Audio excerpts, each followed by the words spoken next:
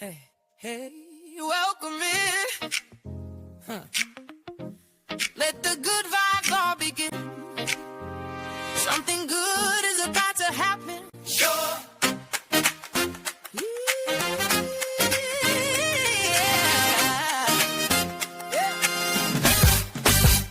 I've been waiting on you. Got a seat with your name.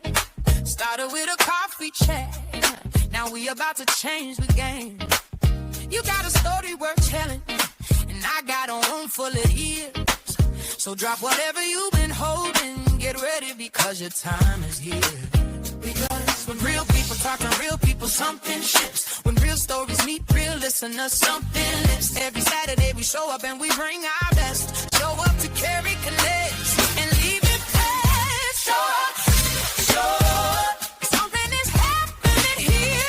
Carry connects, carry connects. This is your moment. Come near where every story intersects and every heart connects. From a coffee chat to the main stage, just bring who you are. Carry connects, carry connects. Connection is the start. Carry connects. Entrepreneurs, voices, friends, where inspiration never ends. You did not come this far just to sit in the back. Everything you walk through was getting you ready for that. So step into the light. Let somebody see your face. Because the right conversation can change everything in this place. When real people talk to real people, something shifts. And real stories meet real listeners, something lifts. Every Saturday we show up and we bring our best. Show up to carry connects and leave it bright. Show up. Something is happening here. Carry connects, carry connects. This is your moment. Come near where every story intersects and every heart connects. So the coffee chat to the main stage, just bring who you are. Carry connects, carry connects. Connection is the start. We started over coffee just to see if it was real. Yeah, you opened up and showed me everything you feel. Now the world is watching and they say the very best chance. Carry connects is where somebody finally cares. Show up.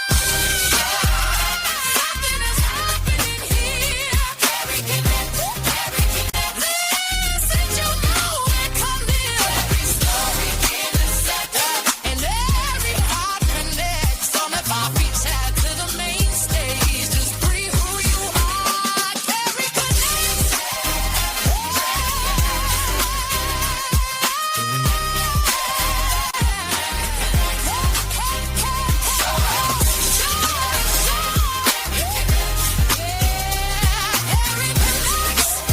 Real conversation, real connection. This is Carrie Show up.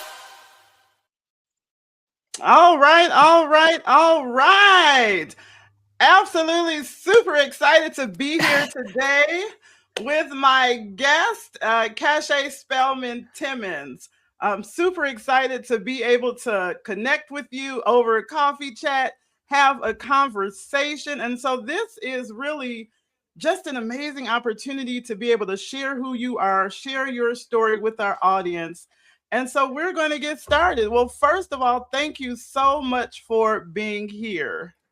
Thank you. And can I just say that intro, I don't know how you stay in your seat after that.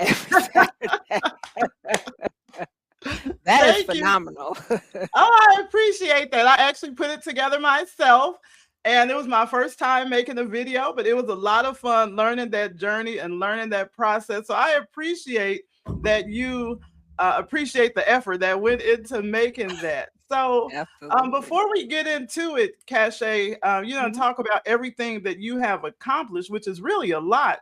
Let's let our audience know who you are in your own words, not necessarily your titles or your Mhm. resume, your business, which we're definitely going to talk about. But what would you want people to remember and know about you? Absolutely. I think about that. First of all, thank you for having me. This is incredible. I am so excited that we finally are connecting here again. As you reminded me, the first time we connected was on your birthday. So I think Yes. that's incredible of itself and is definitely prophetic, I will say. But um so I think about this question a lot because I am so many things. And the greatest thing that I can sum it up in these days is that I am an ancestor in training. And that is how I live my life. Everything that I do is thinking about what type of ancestor I want to be. I know the influence that my ancestors have had on me. Um, is not something that can even be put into words. So that is who I am. I am a connector. I am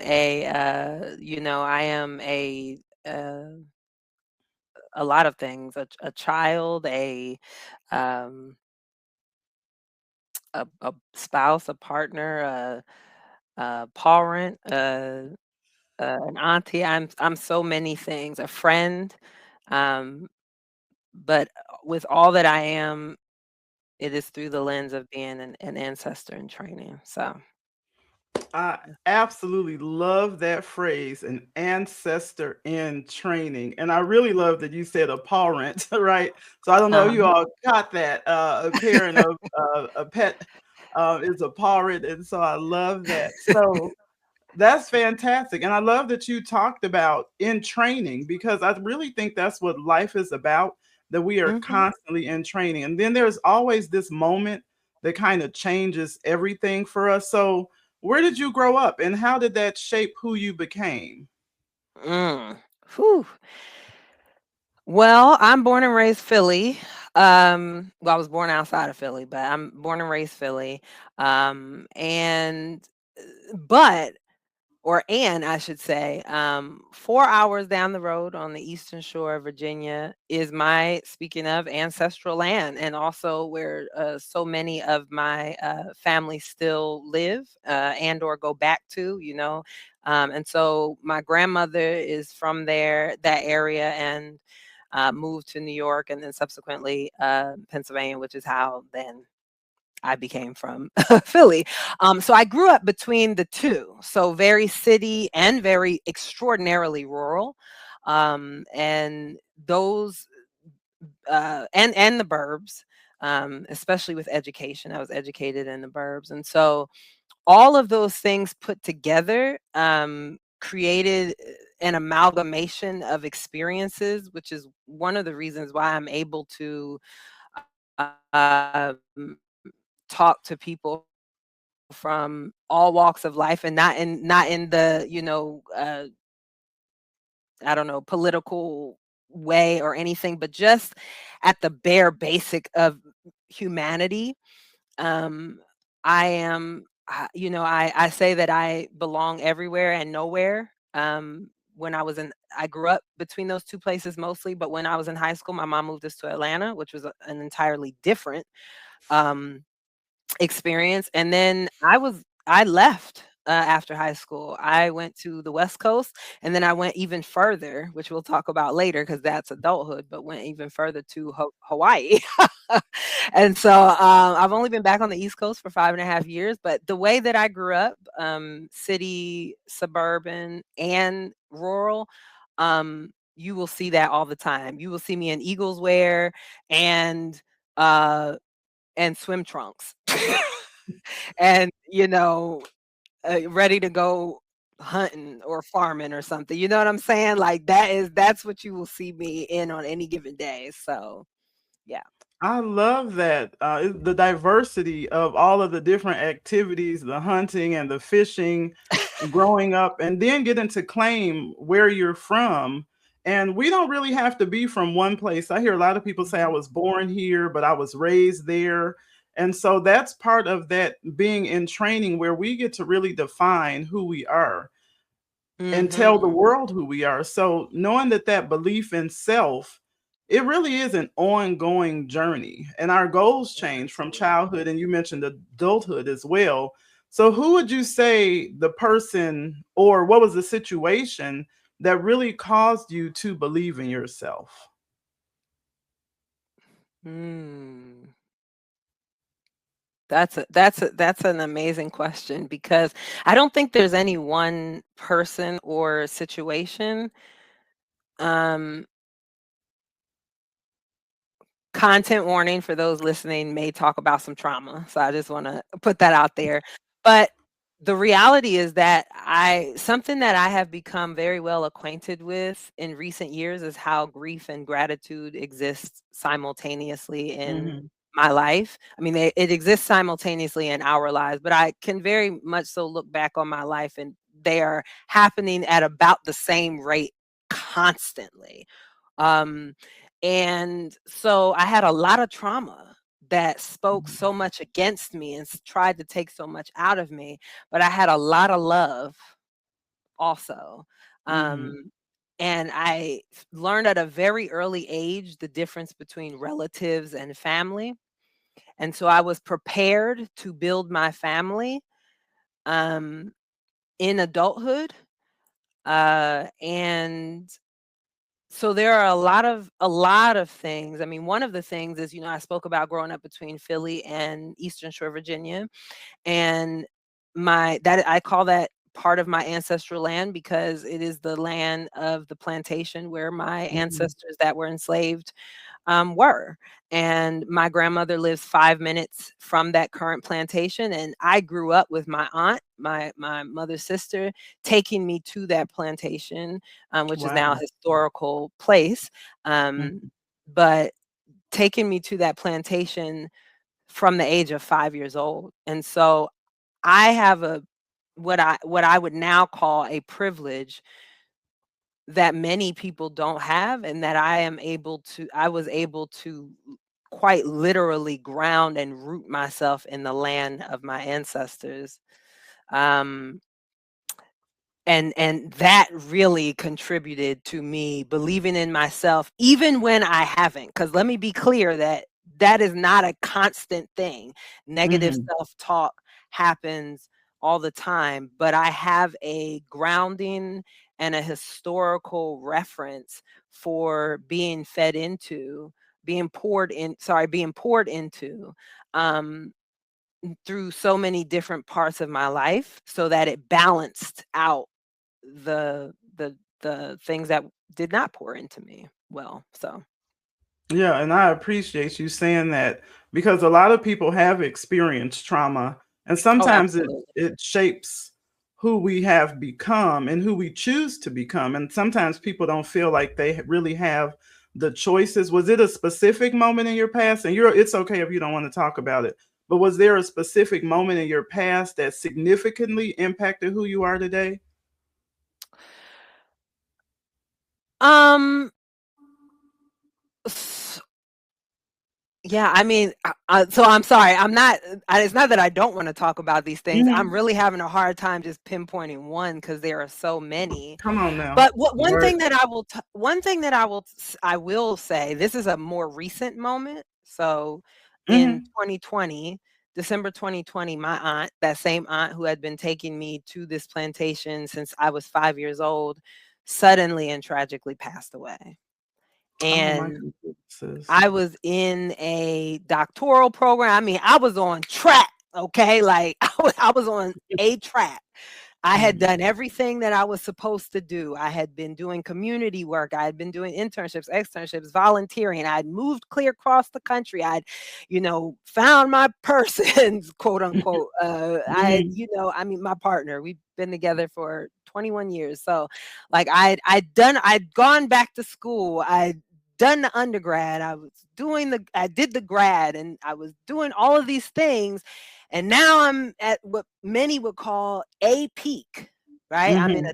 a doctoral program at a prominent institution and exactly what was my plan. Mhm. And then that happened. And it tore everything out from under me. This was my second mother.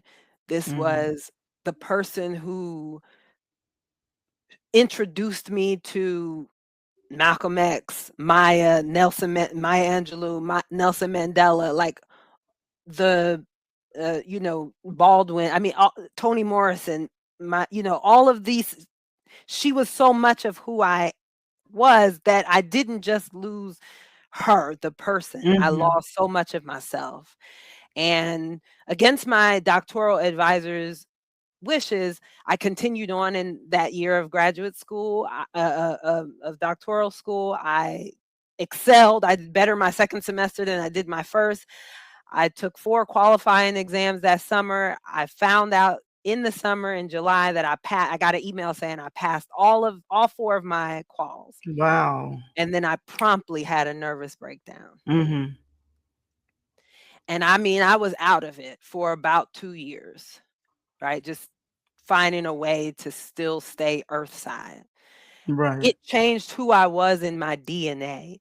It Mhm. changed how I function. It changed how my nervous system functions. So now things like when I'm out of alignment, I know it instantly. My Yeah. body responds. So it changed me in what some folks might say is a negative way, but it actually made me more connected to myself. So that Mhm. is the moment that I would say.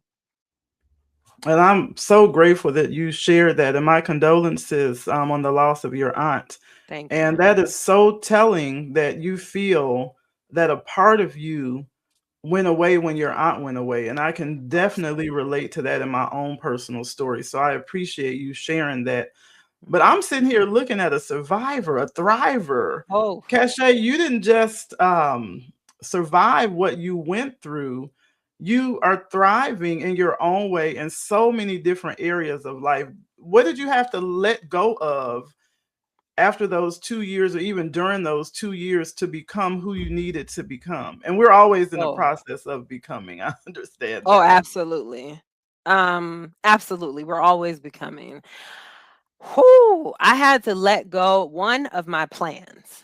Mm, I had talk to about. let go of what I thought I was supposed to be doing, where I thought I was supposed to be.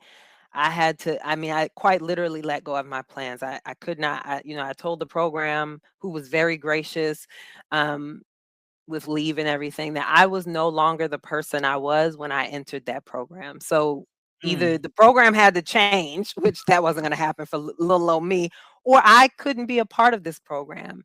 mm, And I tell you, I had to let go of yes. I was a person who said yes to everything. I mean, everything. And I was so I don't know what I was scared of for saying no, because I know a lot of people say, "Well, I thought I would lose pay," and that may be so, but I genuinely enjoy saying yes. I don't like I don't like having boundaries. Like, I don't actually like having to do these things. These are things we have to do because of the human condition, but I don't mhm, like having to say no. So if I don't have to, I don't want to, but I had to let go of my yes. mm, I believe that a large part of why my aunt passed so early is because she didn't know how to say no. And I believe that I learned that, like many of us, from many lineages of women, mhm, in our lives.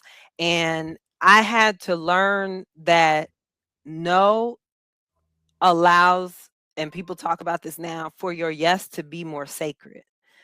And oh, one person that I will attribute that to is, as I said earlier, my spouse, my wife, my partner of 21 years, um, Chanel Spellman-Timmons.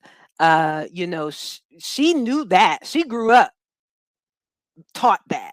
So what mm, imagine our this in in our early 20s, and I'm like, "Why are you saying no to everything?" And she like, "Why right. are you saying yes to everything?"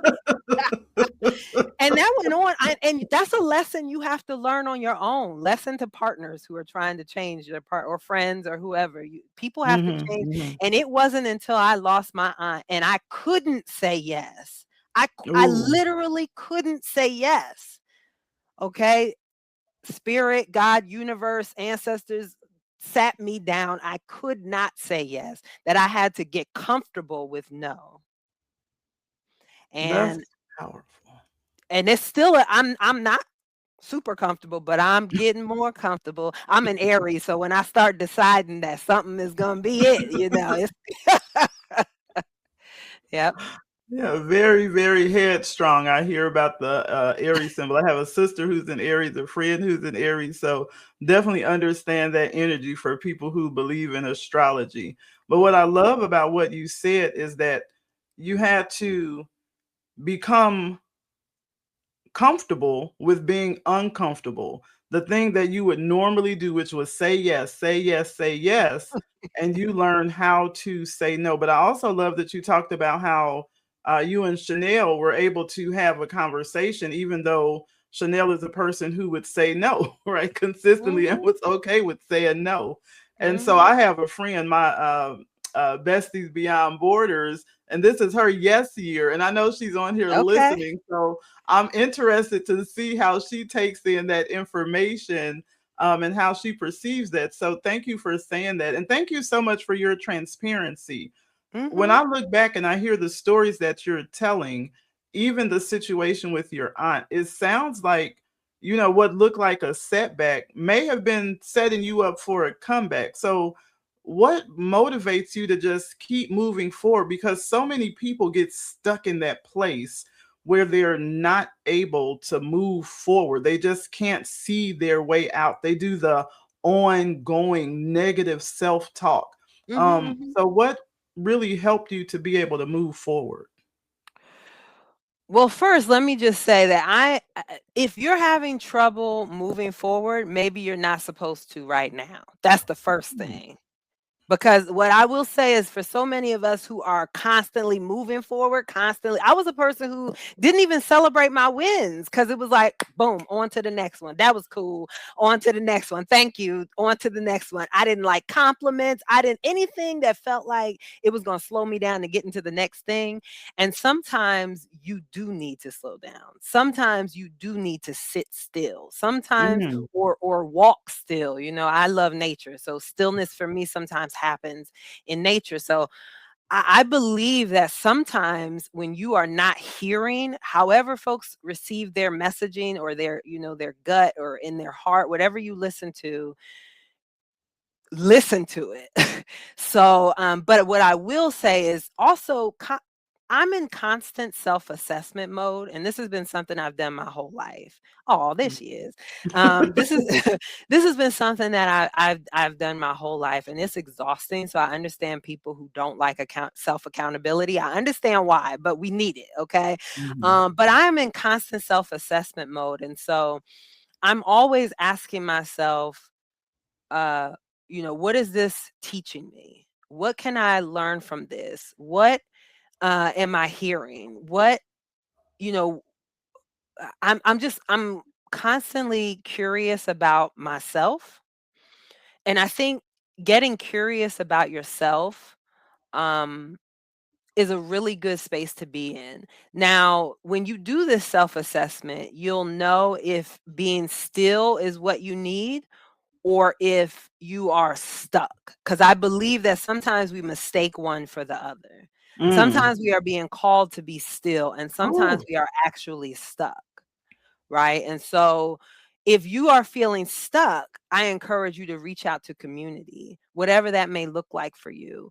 I'm a big proponent of therapy. I'm a proponent of being in nature, getting reconnected with land, fresh foods. I mean, just all of these, spiritual practices. And I'm not talking religious. I mean, if that's for you, yes, but also just, I have altar practices, ancestral practices, like in addition to other things. And so making sure that you are in tune with yourself and attuned to people who are attuned to you, right? Um, so I have a community of people who will check in on me. You know, Cache, hey, you were one of those people. I haven't seen you post. What's going on? You haven't been posted for a little while on LinkedIn. You know Right. what I mean? And I appreciate that. There was a time where I would have frowned upon that. You know what I mean? Like get out of my business. Uh, and not for negative, but just I recognize how I have contributed to people maybe thinking or assuming that I'm all right. And we do that a lot too. We contribute to that. And then just to wrap up on this question, I'll say I ask myself this regularly. This is a practice I started about 3-4 years ago. How, get ready, because people don't like this question. How am I contributing to my own suffering?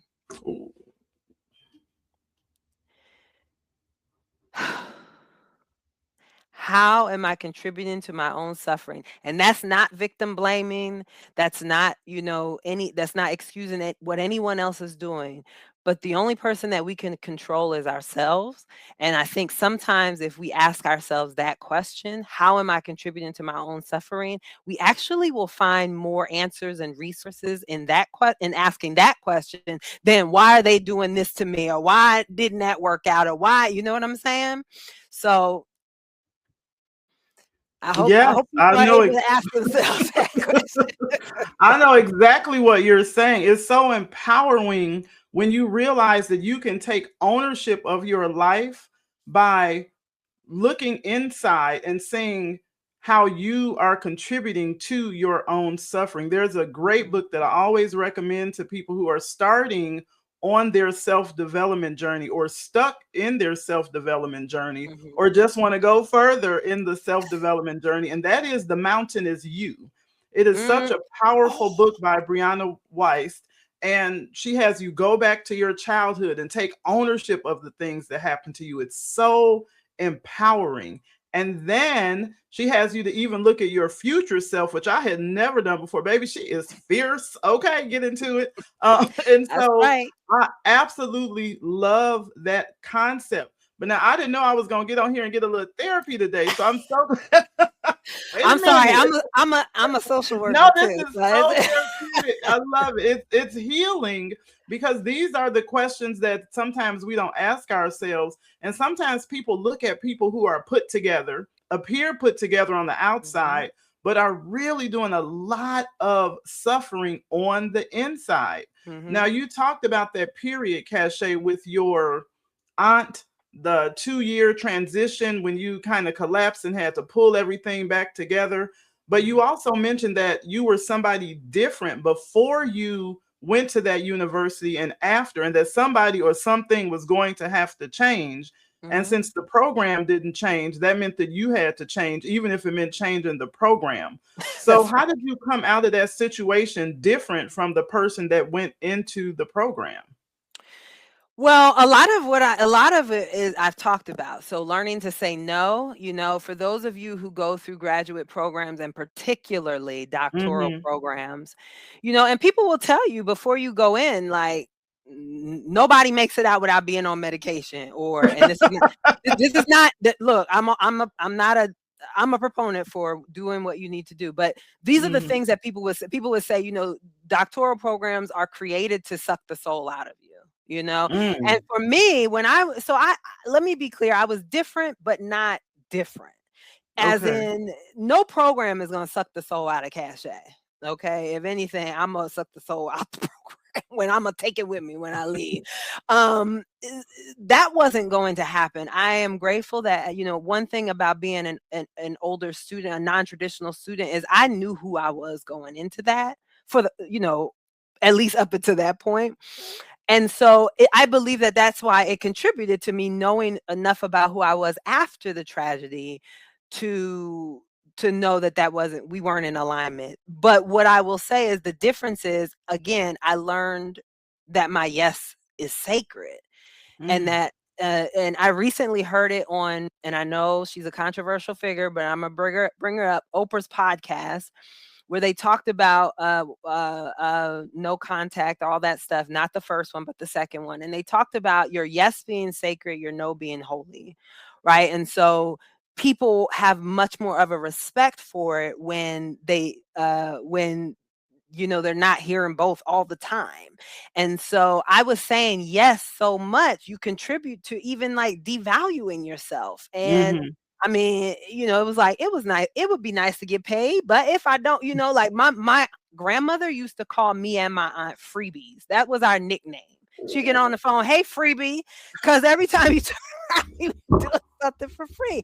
And and now it's not that I don't do things for free, but I'm much more succinct and much more um, picky about what things I do for free. And I don't think that there's anything wrong with that. But oftentimes we tell ourselves, oh, I'm a community oriented person. Oh, we fam. Oh, this is for the culture. All this stuff that we are hearing a lot about now too, right?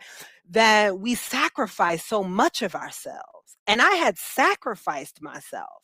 Mm. I was continuing to sacrifice myself so that other people might be, wouldn't have to. I sacrificed myself so others wouldn't have to. And some of that is okay. And also, yes, if we're all doing that, then we're all taken care of. Because when I'm sacrificing myself and you're, or not even sacrificing yourself, but if I got us right now and then later you gotta, you know what I'm saying? It needs to be that. But when it's not reciprocal, then you have to start asking yourself. I mean, all the things that we hear now, right? All, you can't pour from an empty cup and all of this and that. Now I'm on the tip of I am the cup, right? So like what is someone pouring into me and what can I pour into someone? And if that can't happen, no mutuality, no reciprocity, then I have to be asking a different question. I also created what I call 7 levels of access to Cache, because before everybody had all access. It was you get all access pass, you get all access pass. And and then I need something and I got like 2 or 3 people I can call. And it's that. yes, and it really brings you in. So that what happened was it brought things into focus. So I will say that I just became more. I would say that who I probably would have taken 20 years to become, it took 2 years. I absolutely love that you talked about that, because you can condense time frames through that self-development and through that self-awareness. And I love that idea of reciprocity, that giving. I go to a lot of podcasts. I actively engage in the comments. I'm always sharing somebody's information. Actually, that's one of the ways that you and I came in contact with each other, because I'm like, who is this? Every time I would log in, there was something else, but it was hardly ever about your business. It was always about somebody is hiring, somebody is offering grants, somebody is doing a program, a seminar, a workshop, a webinar. And I said, that spirit of giving, that is very attractive in the sense that you're looking for people that you can do business with, where there's going to be this reciprocal energy. So I look for things on Cache's page, because Cache is like the old school yellow pages. If you need something, I'm trying to tell you, go to Cache's page, because it's probably there. Hey, and so I love that that's right. you share so much information, even if it does not have anything to do with you, your company, your business, the things that you're doing. And so I love that all of these experiences in logotherapy, they talk about how we are the total sum of our experiences, that existentialism. And so if you had not experienced what happened to you, who do you think that you would be today? I can't even fathom. I don't. I think I would be a rich asshole if I'm that, like, if I put it plainly. I think I would be a rich asshole, because I have so many, and this is not boastful. I was a great student. I was great in math. I was a STEM student. And I was one of those very rare students that was both STEM and sociological. And it is only because of how I was brought up and also what I believe is a cultural phenomenon of colors of community being more dedicated to the cause than to themselves, that I became the sociological person instead of the STEM person who probably would have made billions of dollars and been sitting somewhere, consuming things that I shouldn't be consuming. You know what I mean? And I'd like to think that I would have still been dropping, money in the bucket and stuff like that. But I don't know that when I looked up, if when I made it to the other side, if I would say, boy, I became the ancestor that I wanted to become. I don't know I would be able to say that. And so, but I also don't think that we have to be famished, not all of us, in order to become the ancestor that we want to become. So I am on a journey to finding that, where that balance is. But I do think I can't even say, I think that's what I think I would be a rich asshole. Simply put, that would, I would be, I would be, I'd be a lot of things I probably shouldn't say on here, but those are the two words that sum it up. Okay. Well, listen, and to thine own self be true. All right. And Okay. so the universe, really, you talked about earlier in the beginning about universal alignment. And I really believe that we get the experiences that we need to put us in position to become the person that we are meant to become, so that we can give our gifts to the world, which I truly believe make room for you. Now, I'm curious, Cache, because you have so many amazing companies and businesses and things that you do and people's information that you share. So if you weren't the RA, right, the rich a-hole, you've become who you've become, but who do you feel like needed you to get through that so you could show up for them later? Like, who is the work for? Who is Cache today? Who is that? The Who is that work is for? for the work is for, first and foremost, the 9-year-old Cache. Mm, That is the first and foremost. The 5-year-old Cache, the 11-year-old. I mean, the person that I needed then to bring me through. That's who ooh, I continue to become. It is also, I know, when they talk about what is it that you know that you know that you know, I know that I know that I know that I am significant in my lineage. mm, I know that I am a generational shifter. And so much of the work that I do is also, I know, is my ancestors working through me. So it is mhm, for my ancestors and it is for descendants. And not just biologically, but all of those that have contributed to who I am. And so um yeah, and then, so this is the social worker in me, right? This is my ecological map, right? So the center break it is for the childhood Cache, and down. then it's Okay. for ancestors and descendants, and then it's community, right? In real Mhm, time. So it is for all of those who, are, don't get me in here preaching, but under the sound of my voice right now. It is for all of those who come into, I tell people all the time, people are like, why are you so friendly when you go to just the store? And I'm like, well, one, you never know what somebody has been through. It mm, doesn't take anything to smile and say hello. And for me, I often do go a step beyond that. How you doing? Sometimes I'll make a joke if they seem like, oh, you must be ready to go home. You know what I mean? But I do those things because I believe that at our very basic sense of humanity, we should be wanting to leave every space better than when we walked in. And if that is mm, not what you are doing, then I can't roll with you.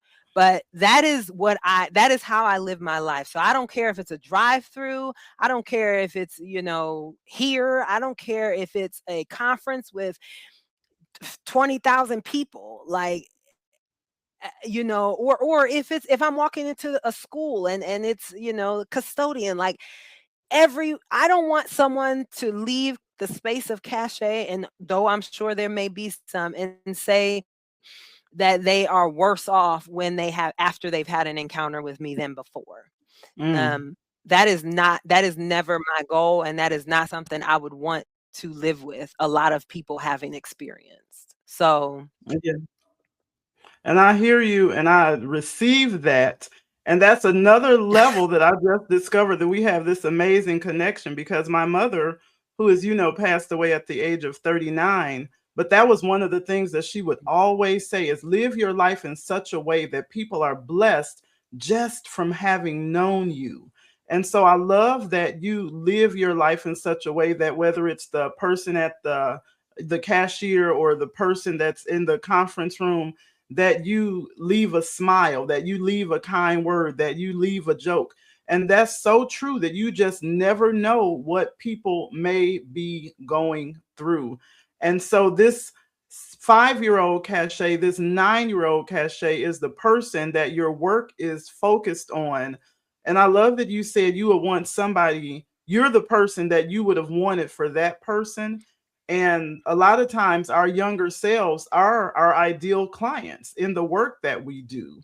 So tell mhm. us, what are you focused on right now? Tell us about your company, what you're focused on, who it's for, who are your clients today? Well, my clients are adults.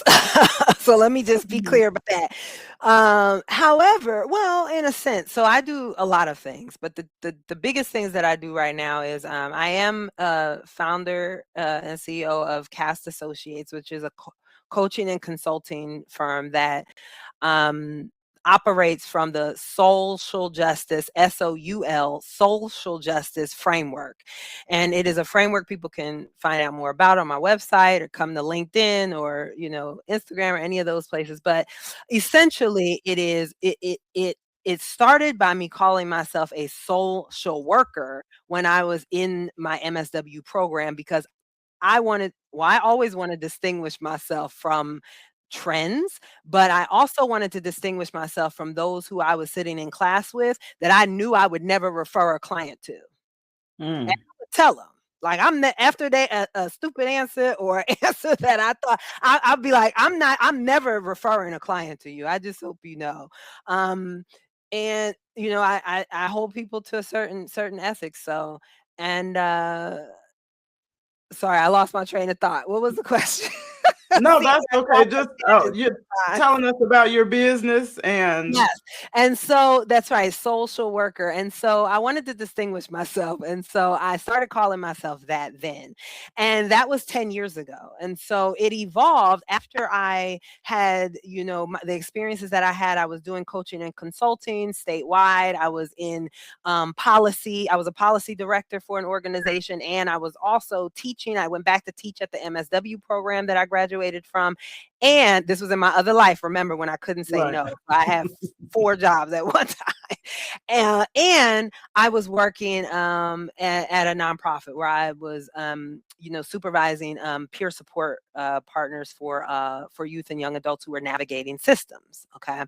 And so I was doing all of that. And then I stopped all of that, went to doctoral program. And then that situation happened. And one of the ways that I came back to life, I say, is actually through cooperative development. So I Mm. felt I found myself in the cooperative movement, and ended up doing some work, being a founding member of a housing cooperative that was based out of Massachusetts, learning about a lot of housing alternatives, and I was just doing all of these things that were kind of in similar realm, right? They're in that sociological, ecological, psychological, social work Mhm. realm, Mhm. and but not really linked to what I was doing before. And so I was doing resource mobilizing. So I'd gained another new set of tools, right?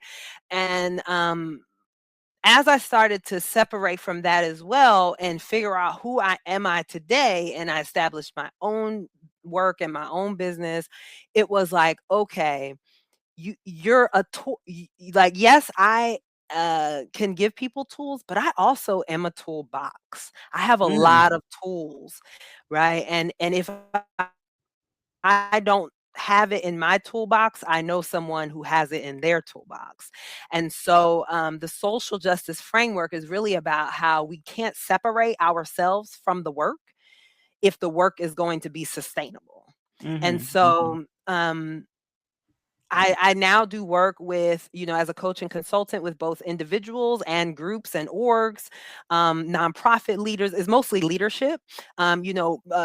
What does it look like to be a relationship first, a relationship based individual, organization, group, those sorts of things. And then I'm back in the nonprofit world as well, in which I am currently a regional director for a youth service organization. And so that's back in some youth work, right?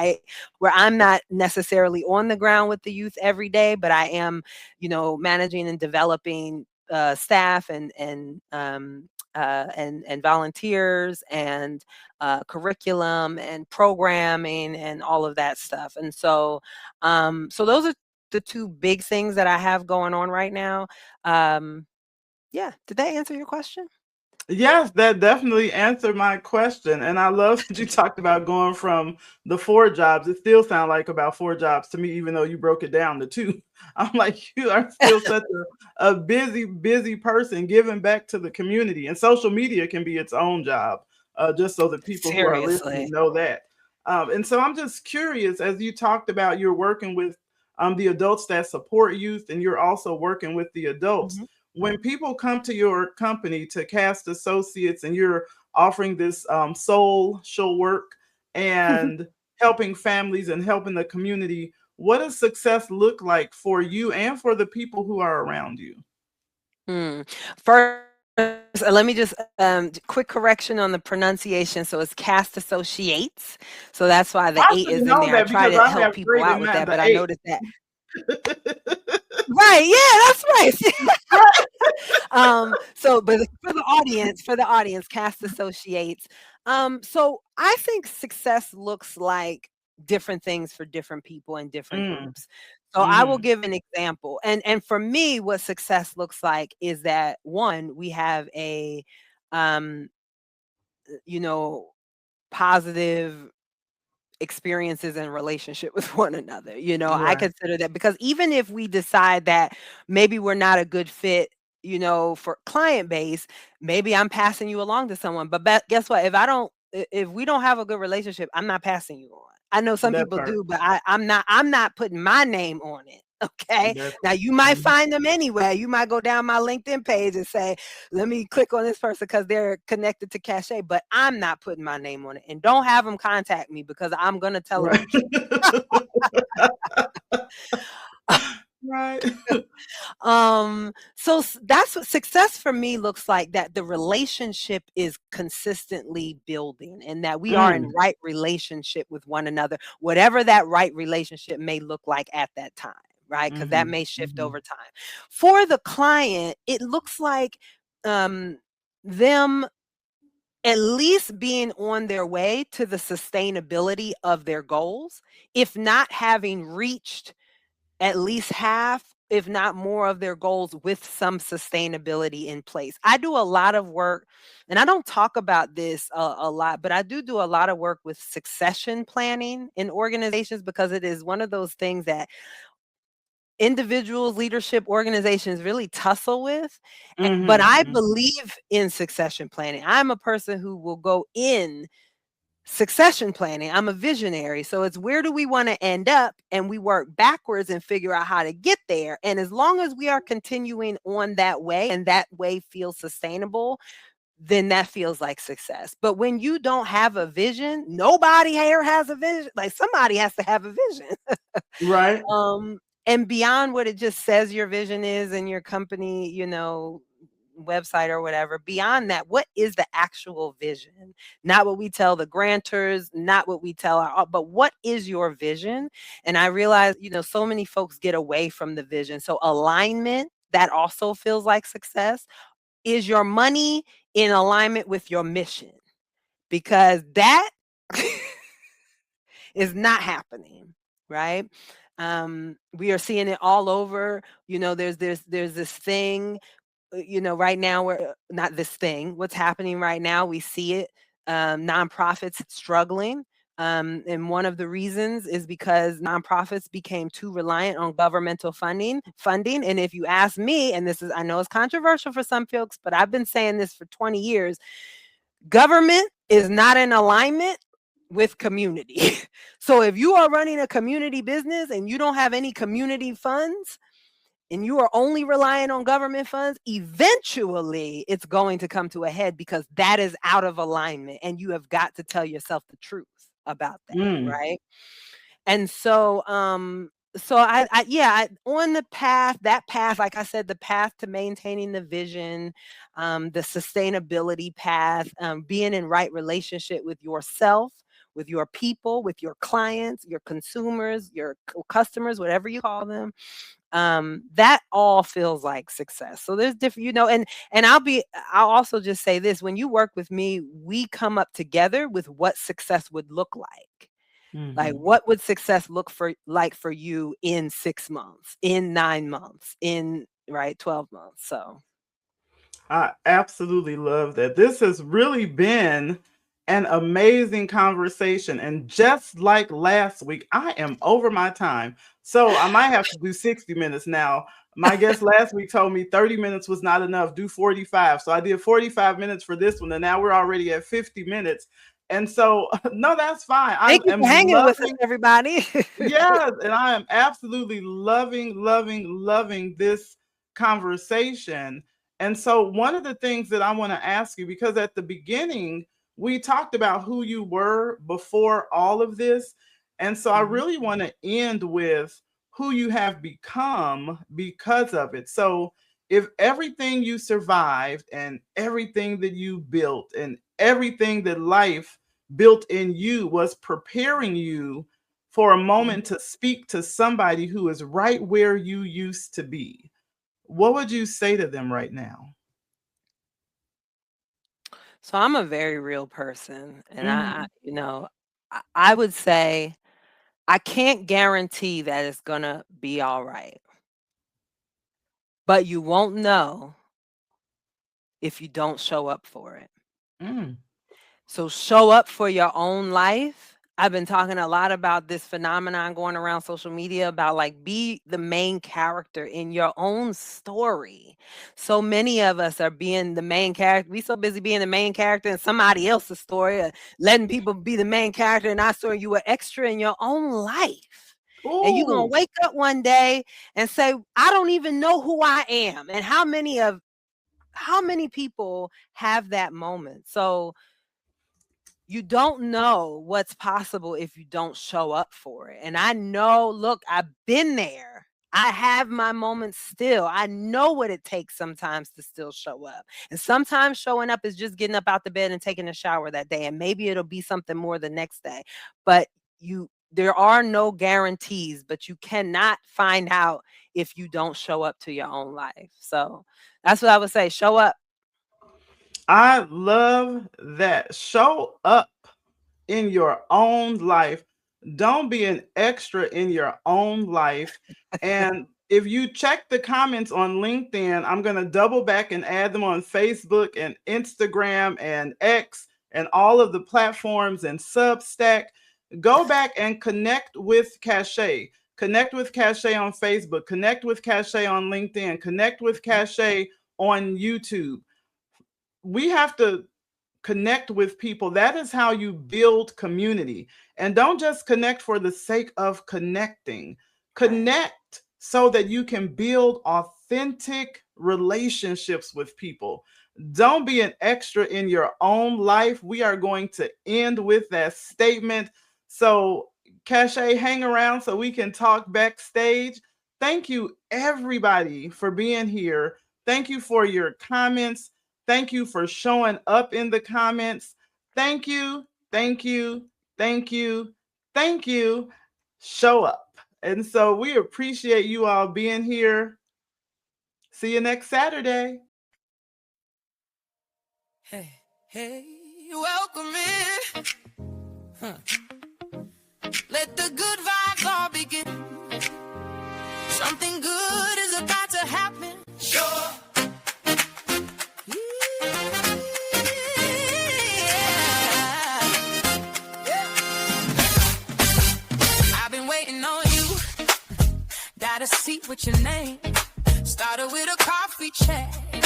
Now we about to change the game.